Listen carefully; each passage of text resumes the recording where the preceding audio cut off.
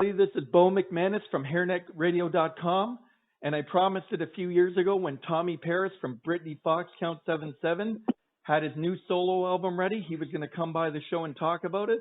That was a few years ago, and the time is now. If you guys want to check out our first interview, that's posted right up there. You'll see it above this one. You can go back to listen to that one first if you like to get refreshed, and then come back to this one and check it out. Without further ado, joining me on the line right now, Tommy Paris, back for round two. How you doing, brother? Good, Bo. How are you, bro? I'm great, man. Loving this heat, getting boiled up. Keeping it rock, man. That's the way it is, right? Amen. Boiling it up. That's perfect. That's it. 118 down here now. Yeah, and we're pretty much the same down here, which is unusual for this time of year. But usually August, it's like that for us here. But first thing I got to ask you, your new solo album, which I've already said is one of my top picks for 2022. I'm not bullshitting. That's honestly legit, man. It's a really great album, man. You have a lot to be proud of with this one. Oh, thanks, dude. I appreciate it. It was a long time coming, as you know. First thing I got to ask you, the title, Erthearz. Where did you come up with that title? My wife, Tracy, came up with that title. Here's how it went on that particular part. I had the record done. I was finishing the mixes, but I had no cover. And my son is a graphic artist, so I kept bugging him to make me an album cover. And he was very busy, so it was really hard. And so without the album cover, it wasn't complete enough. I didn't have, I don't possess the skills to make an album cover that I could like, you know? So I was kind of just waiting. So it took him a while. And then he came back with the cover that you see, except for the title and the text on it. And that's what it was. And then my wife saw it. She just goes, "What about Erthearz?"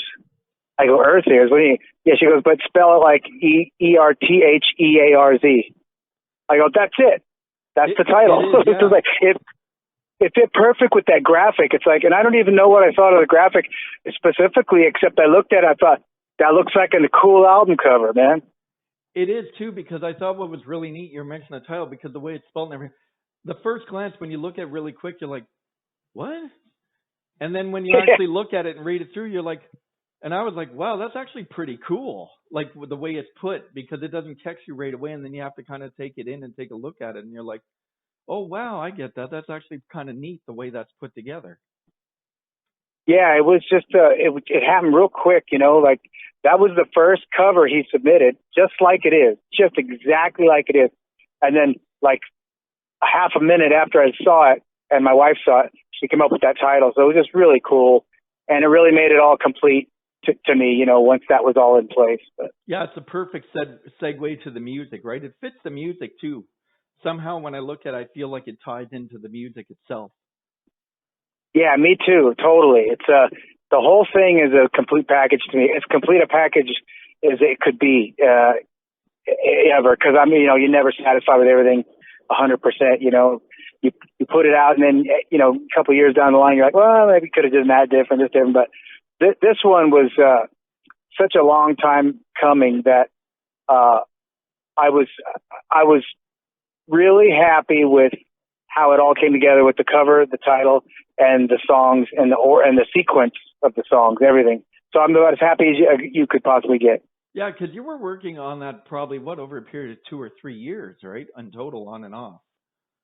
Yeah, I started it before COVID. It was in around November 2019. No, right? 2019. Yeah, 2019. Yep. Yeah, because I remember when we did our first interview, you were just starting to work on it, if I'm not mistaken.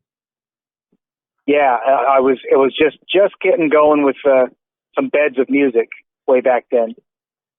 I was going to say the cool thing too I noticed about a lot of the tracks, what I found interesting was there's a lot of new elements to it, but you still know right away that it's Tommy Paris. It's your sound. You kept sort of the key elements of the first album, and then you expanded with it on this one.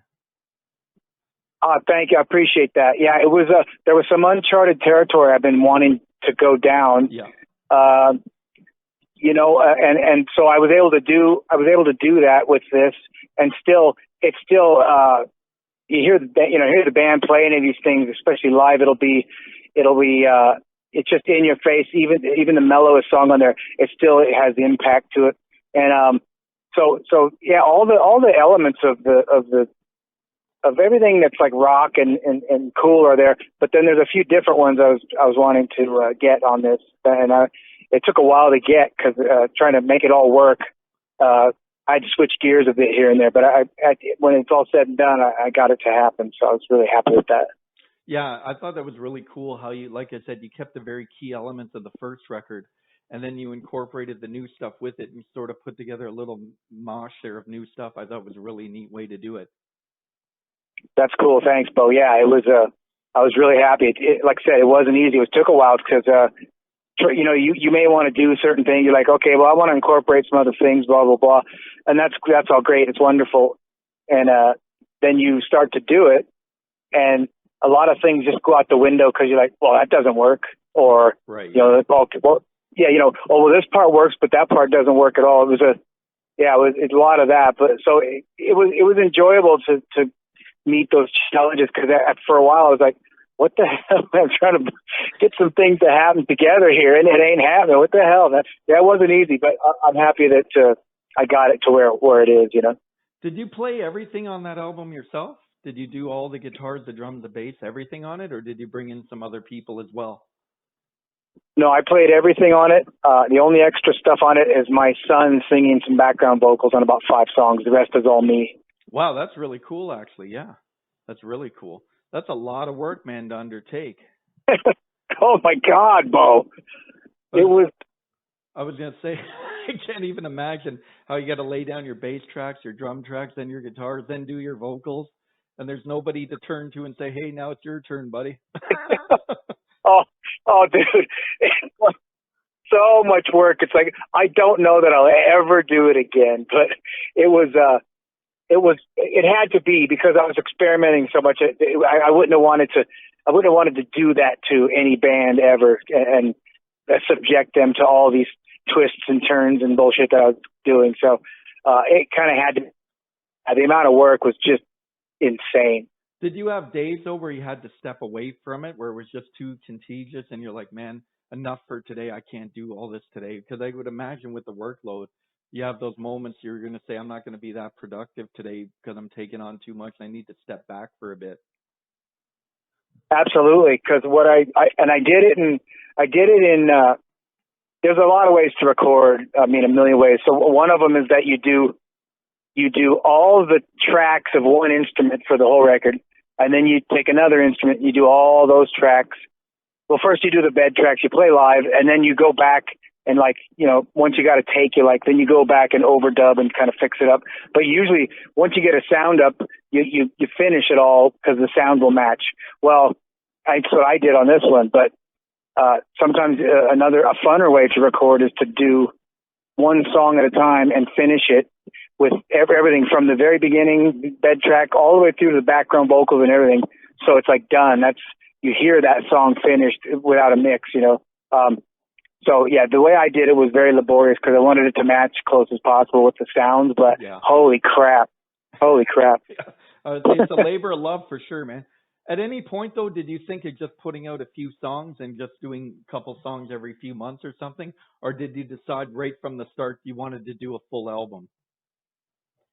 No, I wanted to do a full album. I had like 30 songs, right? And I whittled those to like 18, and then when it came time to start recording for those were demos. When it came time to start recording for real, I came down to 14, and then actually recorded all 14 of those that are on the record. But yeah, no, I thought about doing that, but the thing is, it's like some songs just magically turn out if they're in a group of other songs. Mm-hmm. To do the other way, it's like for me, it's like because I can never tell. I might think a song's going to turn out great, yeah, and then it turns out in the end it's kind of it's okay. But another song I don't give a to, but think it's good, will turn out phenomenal, just in spite of what I thought it would be. It just does, right? So they kind of turn out by themselves. So I like to work in a group of songs more than just a few songs, right. For that reason. Yeah. And the great part about putting it together yourself, you don't have to fight anybody on what songs to keep and what songs not to, because sometimes you'll have a label where you're saying, I don't think this song is it and we shouldn't put it on the record. And then you got to try and fight with the label to get it on there. Yeah, exactly. I mean, I let my family hear some, my sons and my wife, I let them hear some of it to get a little bit of feedback. But in general, it was all stuff that, I want. But I did hack down a bunch of stuff that didn't make it, that I was like definitely working on for a while.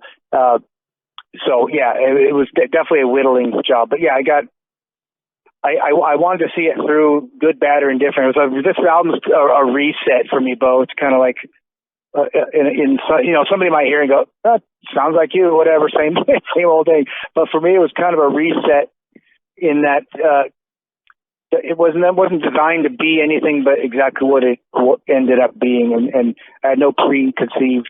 The last album I did, the Tommy Paris Band, I did that one specifically to go out and do half that and half Britney Fox music, because it kind of fit. Yeah, it was kind of metally. It kind of fit into that whole thing. Yeah. So I went into that one I went into that record with that in mind.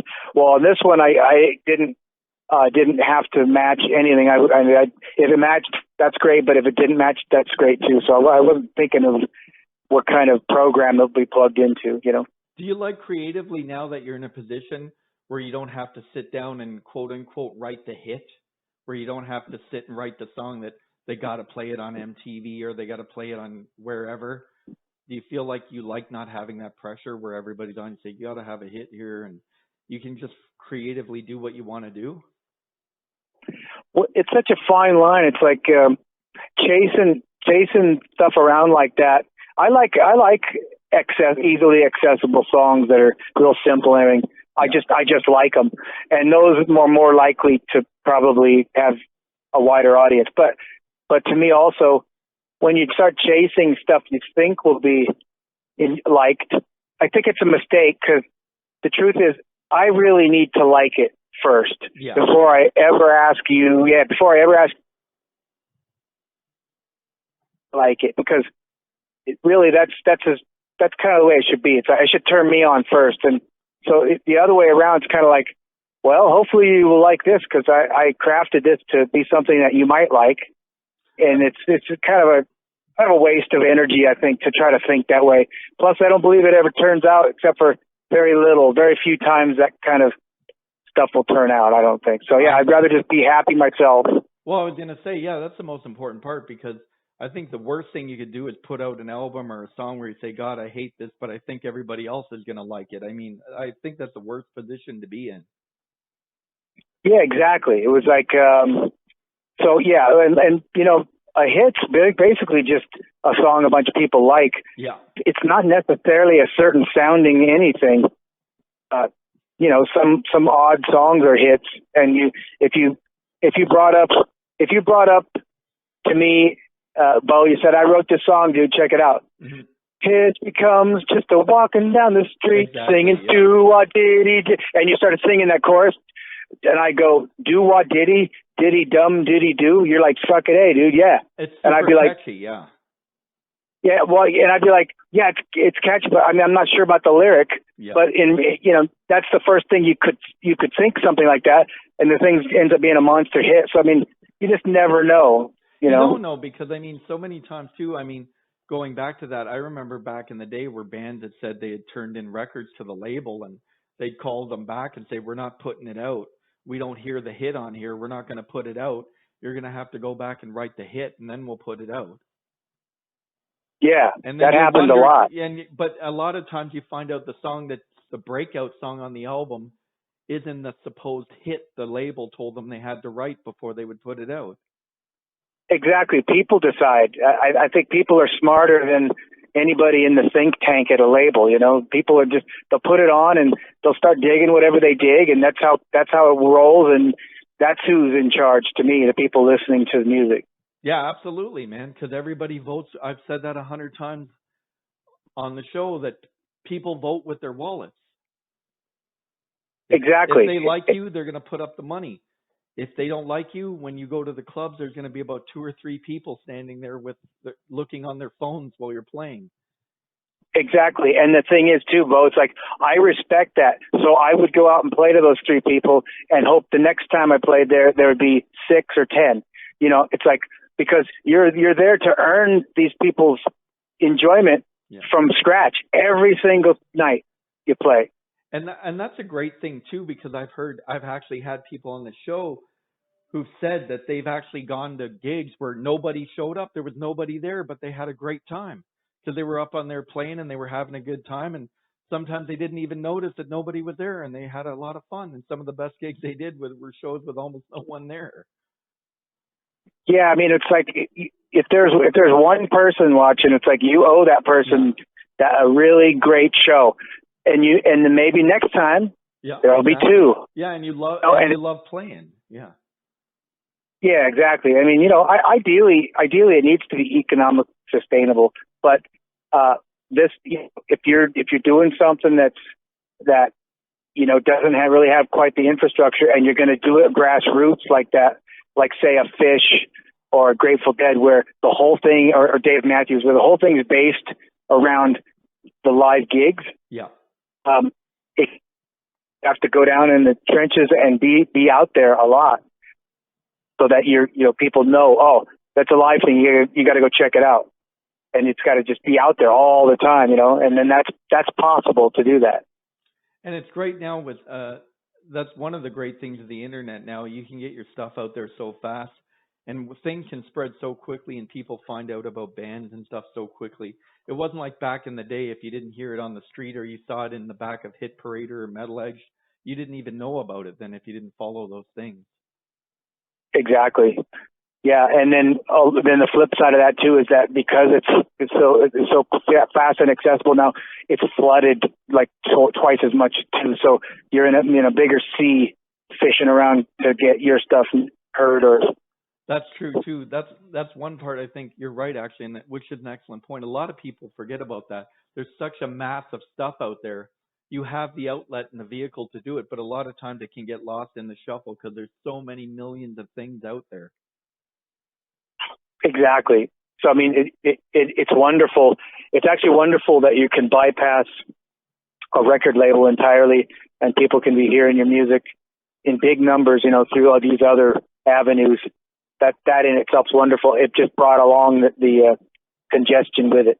Yeah, because when you think about it, looking back on it now, for any artist, it must have been so frightening, because you think about it, back in those days, you were at the label's mercy. They could literally snap their finger, drop you, and say, you're finished. And that's it. You're done.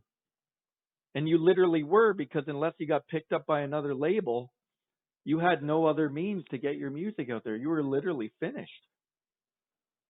Oh, yeah. Yeah, it's... Yeah, and now the label has a lot of that control now. Yeah. Well, now the bummer now is that, and without going too deep into the boring business side, it's like record deals used to be, in spite of your merchandise and your live proceeds.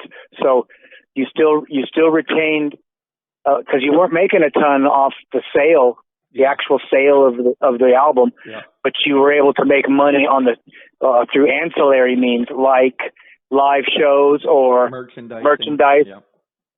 Yeah, but nowadays labels have gone to where you try to. Yeah, they want a piece of everything, not just your music. So if you have a deal, I mean, you saw all those stories like about TLC and groups like that. What happened to them financially? I'm sure. Right? Apparently, they call them 360 deals, where if you do a cereal commercial, they get a piece of that too. Yeah, it's insane. And boy, they better be making. They better be. I just can't see where that would end up being worth it. Short of, I mean, even if you're a huge artist up there with those kind of deals, obviously you're able to negotiate some. And two, like that's before even that's before even the manager and the accountants and lawyers and everybody else get their cut too. Yeah, I mean this kind of stuff is just par for the course. It's been one thing or another this entire time I've been playing, Bo. Yeah. So pick your poison. It's gonna be something. Yes, which is crazy, right? But I was gonna say, back to the happy subject of Erthearz and the celebration of it coming out. I got to say, I've been getting a lot of great reaction from people. Been playing You Right quite a bit, and a lot of people are really digging it. a lot of people said they're really interested in the new album. They really like it, which is really cool. Yeah, dude, it's great to hear. It's mind blowing, you know. Yeah, I mean, these are great times, and like I said, I feel good about it too, even though it's not my album. The fact that I'm supporting it, and people say, "Wow, this is really cool, man. This sounds pretty neat. I love Tommy Paris' new record." I'm like, that sounds really cool because it reinforces the way you feel. Because when I heard the record and I thought, "Wow, this is pretty cool," and I really enjoyed it. And then when I started playing tracks off, and people are coming back and going, "Hey, man, that's pretty cool," and then it just reinforced the way I felt about it and made me feel even better about how I felt about it. Yeah, absolutely. Yeah, that's the same for me too. Yeah, of course. Yeah, it's your creation. Yeah. Sometimes you're too close to it, you know. Like I definitely was because I spent so much time with it. So, and then certain songs come back that people like, and the cool thing is they've been different. It's been different from every person. Like a few people will come back with sometimes the same song that they like the best, and that's cool. But a lot of people have come back with different things they've liked out of it, which I really dig that. Yeah, I find personally the interesting thing, it always changes up for me usually. I'm one of those people where the first couple tracks I'll have that are really my favorites, and then I'll go back and a few months later I'll say, I didn't notice these other two tracks as much before, and now actually these two are my new favorite. So it's always switching up sometimes where you didn't notice certain tracks as much the first time around. And then when you go back later, you're like, for some reason, you pick up on something on it more than you did the last time. Yeah, and it's a lot of material. It's 14 tunes, and it's about 54 minutes, and it really was. And this is a tall order, and I ask people if they're able to, but not everyone has the time, unless you're on a road trip, then it's perfect. But the album is sequenced in a particular way to go in that order, so that by the end, if you listen to it from the very beginning and you listen all the way through, then they're all standing together as like as a journey for you to go on. Right, it comes together to make one big statement. Yeah, it does, and it's like it needs all the pieces to do it. So, but there, some people just put on like a few people have come back and they just play song 4. Right. They go, "Oh, dude, song 4." They don't even know the name of it. They're like, "Yeah, song 4, dude. That's my favorite." So next time you got to put out a song called Number 4. I'm going to put out song 4. Make sure that's a single. I'm going to make sure I'm going to do song 7, and the title of it will be song 4. Yep, and then it goes straight to number 1. How confusing will that be? There you go. That'd be awesome. I like it all. So I got to ask you the obvious question. You probably get asked this a million times on every interview, and I asked you last time, but I get people ask me again because a couple of people I told were going to interview ahead of time. They're like, "Oh, is there ever a chance you're going to do anything with Brittany Fox again?" No, that's done. No. Yeah. Yeah, that's done. That's done for me. Yeah. Yeah. Which is that's the last. The obvious. The last thing we did. Yeah. I'm sorry, Bo. Go ahead. Go ahead. No, go ahead. I was just going to leave. No, say what you were going to say. I'd love to hear your whole answer. Yeah. Well, basically, just the last thing I did with them was the Monsters of Rock cruise at the end of 2016. Right. And this is why. Here's the deal. Like, we did Bite Down Hard way back when, and then the idea was to keep making records, and then each record you'd maybe add a song or two into your live set and keep going. Mm-hmm. Well, because of what happened with the industry, we got flash frozen on Bite Down Hard. Yeah. So the material up to this day never changes. Yeah. So we've been doing that same music, and that's fine, but it's not economically stable enough to go out and stick with that. It's like my band plays a few tunes from Britney. We do a few in the set, just for fun. Yeah, it would be expected. Yeah. Yeah, and that's fun. That's fun. I don't mind that. I really don't. But it's like it's running all of that material after so many years. So many years ago, I didn't have fun doing it. That's the truth. The fun ran out for me. And that's when you know it's over. Once it's no longer fun, it's not worth it for any amount of money. Yeah, well, like I said, but we play a few of the Britney tunes, and I have fun on those because we're doing a few, and it's not like this structured set thing where it's only that. Yeah, yeah. Because Bite Down Hard, is no doubt, without question, it's a fantastic record. Well, thank you. It was a good record. But that being the only record since 5,000 years ago that we're pulling material off of, and the two prior. The two before that, it's like, oh my God, it's just tough. It really is. I mean, it's really tough. I got to admit, because I thought it really worked well, because like anybody in those situations, when you get a new frontman in the band, I heard they had a new frontman, and like anybody, of course, I was like, uh-oh, Dean's not there, but I had to run out and buy it the first day, right? And then soon as I heard Six Guns Loaded, I'll never forget, I had it on cassette back there then. And I put on Six Guns Loaded. And as soon as it started, you did a scream at the beginning. I was like, yeah. I remember getting up out of the chair. I was like, this is fucking cool, man. Because you're always worried about that when you're used to something, because you're wondering are they going to change the whole direction? And I thought it got a little groovier, a little heavier, a little bit for Brittany Fox. So I was like right into it. I remember that kicking it off with that track was like perfect. It set the tone for the whole album. Because I remember as soon as that track started, I was all pumped up after that. That's cool. Yeah, I get a lot of people tell me they like that song a lot. Yeah, it's a perfect start to the album. Yeah, that's cool. Yeah, dude, like I said, I love the album. Don't get me wrong. Yeah. I really do. And I loved playing some of the stuff from the first two records as well. It was a thing. We were doing a whole thing. Yeah. And it was cool. It really was.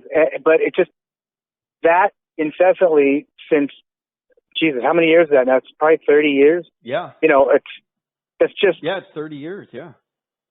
Yeah. So to keep the enthusiasm up for that long, I ran out. That's all. Yeah. It's nothing to do with. Understandable. Yeah, it's understandable. Yeah, because now when we do something like that, a tune or two or three, then it comes up. It's more of like a novelty, and it's fun, and I can enjoy it, and it's kind of like, oh yeah, people hear that. Okay, cool, yeah, they included that or included that. That's fun. So that fits into keeping the whole thing enjoyable. The great part about it too is because you have a vast career, you can pull from so many different material. You can pull from that. You can pull from your solo stuff. So it works out really well. Yeah, it's fun. There's just a ton of other material, and people like the stuff. They just haven't heard it as much because it's been more independently released. Right, so yeah. It's fun to play those live for people they haven't heard them, and then they'll go out and check the music out after they've heard it live for the first time. They'll go check it out after. Well, exactly. Yeah, that's how everything was back in the day. People would slide in new tracks in the live show before the album come out to see how people felt about them. Exactly. Yeah. And, that's fun. And it's like, it really should be fun, it really should be fun. There's a whole business. I gotta say, yeah, that must be an amazing feeling when you debut a new track live and you see people just jump up and be like, yeah, because then you're like, yeah, you got it right. Because you see when you get that, because it's the instant gratification of the live show, right? It's not like where you put something out and you're waiting for people to come back to you. When you start playing something new in the live show, you can see in the crowd that people are like, yeah, I don't really care about this. I'm looking at my shoes right now or whatever. Or you see people jumping up, fist in the air. Yeah. And I'm like, that must be an awesome feeling. Yeah, it is. It's really immediate. You definitely know what works and what doesn't. It's real quick. And yeah, that's still the best part. Like I said, I won't go on and on. We've already gone over the business part. There is a business attached. It has to be in place, et cetera, et cetera, et cetera. And it's just like any business. But the best part still is the live gigs.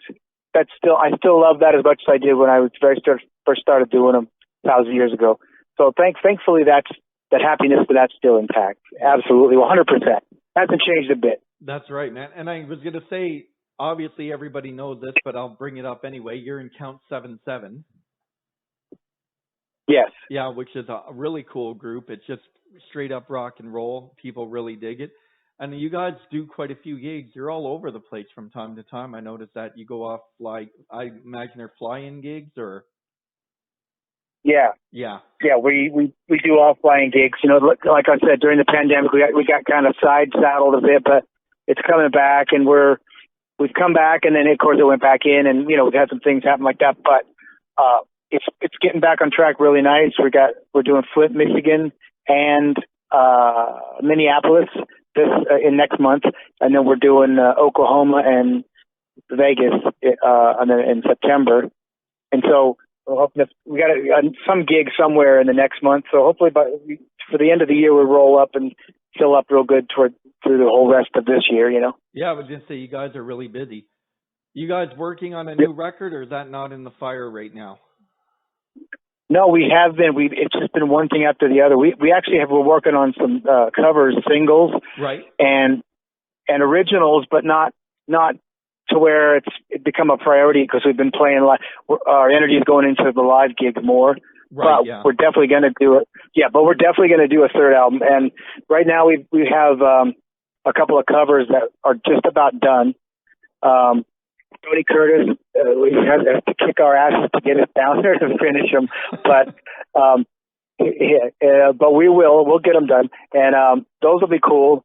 Just kind of like to kind of have something kind of newish till we get a third one done. But as I say, that stuff definitely has been taking a back seat to the live stuff because this year we've gotten back out in a half decent way like we used to, and that's awesome. That's great. So yeah. The live stuff comes first, absolutely.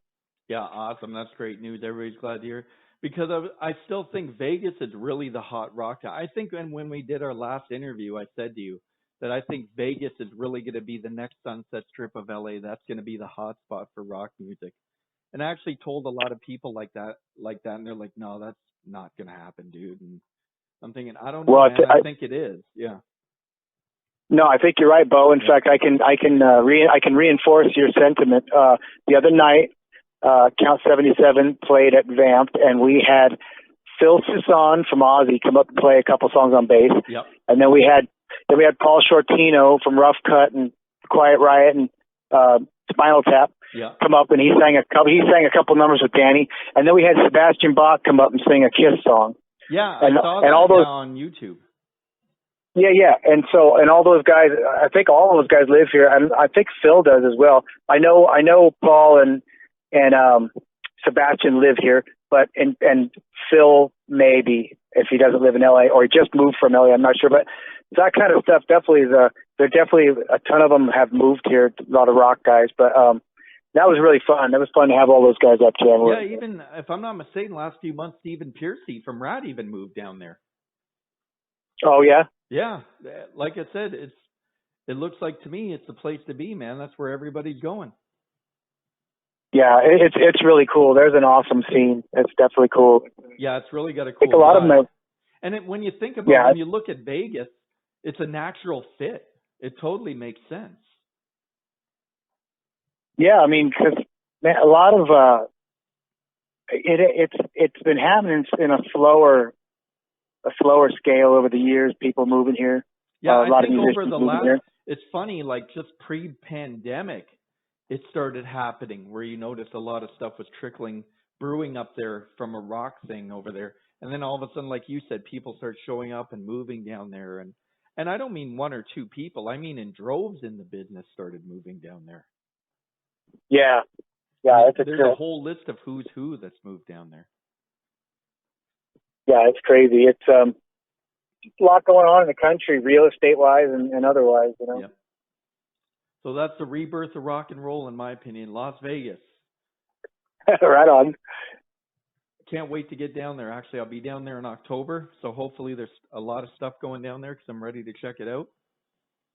Right on, dude. I was actually, last time I was there, I was actually supposed to come down and see Count 77, and I actually wound up getting sick that afternoon, and I was like, no, I can't believe it.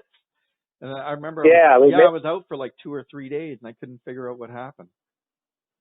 Yeah, that sucked. I was looking forward to seeing you. Yeah, I would say, but hopefully next time I'll be down there for 3 weeks in October, so hopefully something will come up during that time. Yeah, hopefully we'll play a Vamp during that time. Yeah, and I'd definitely love to come down and see that. Absolutely, yeah. Yeah, dude, it's gonna be fun, man.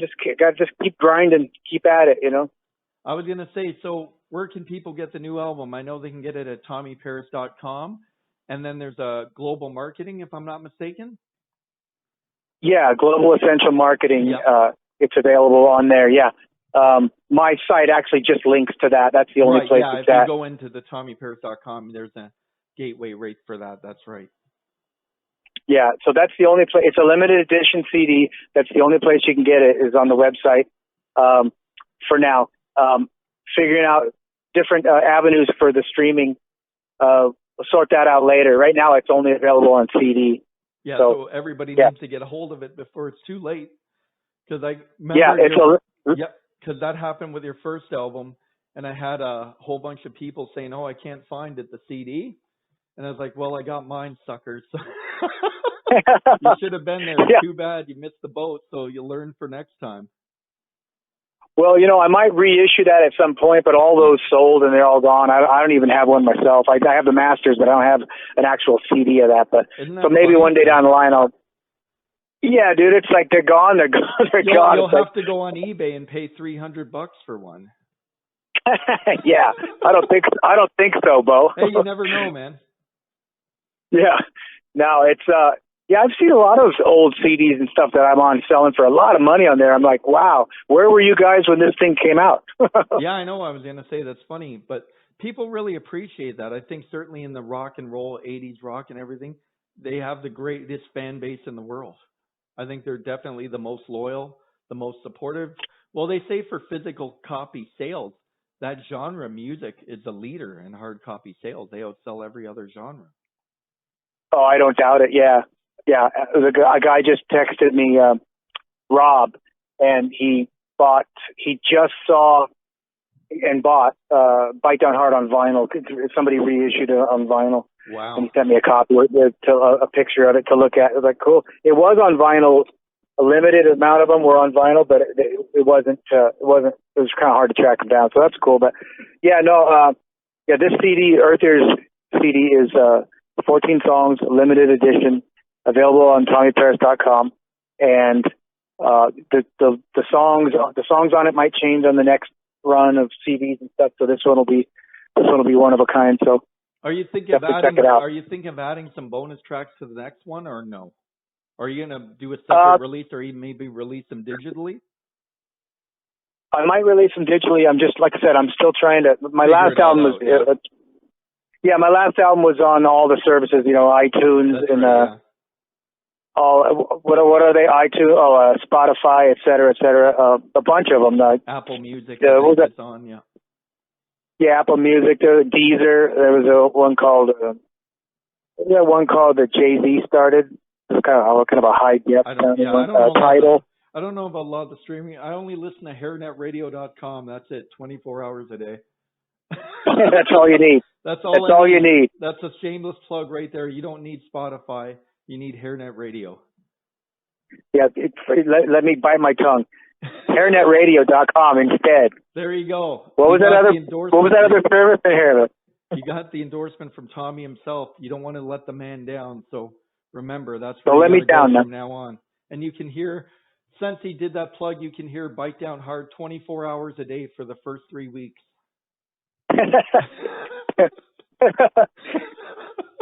A lot of people like that. I don't mind doing that. Yeah, I don't know. Yeah, there'd probably be some that would say, don't do that. So, as always, I wanted to plug your social media accounts. I know you're on Twitter. I believe you're on Facebook as well. I don't follow Facebook. I'm so behind on that. Everybody keeps telling me to get on Facebook. I'm on there, but I go and look on it like once every 8 months. Yeah, I got off Facebook a long time ago. It just wasn't useful for me, and now it's even more clogged. Yeah. But yeah, I'm on Instagram and Twitter, and my TommyPierce.com. You can get to me through there, and I'll put the links up on the video. Yeah. Cool. On the interview, yeah, I'll put all the links up for you. So obviously, Appreciate I want to say I'm so excited about this album, and I've been waiting a long time. It's been 3 years in the works for you to come on the show and talk about this, and the time is finally here. And I'm excited about it. I'm glad I got to hear it, and I keep listening to it, and it gets played on hairnetradio.com. I know a lot of other people listen to it, and they're definitely going out and buying it if they haven't already. And I just awesome to hear, man. Yeah, thanks so much. We really appreciate all the contributions you've made to music, and I'm not just saying that. I mean it legit. And I just want to say thanks for all your contribution to music, man. Because for me, for 30 years, you've been giving me some great stuff that I've stuck with me all this time, and I certainly haven't forgotten it.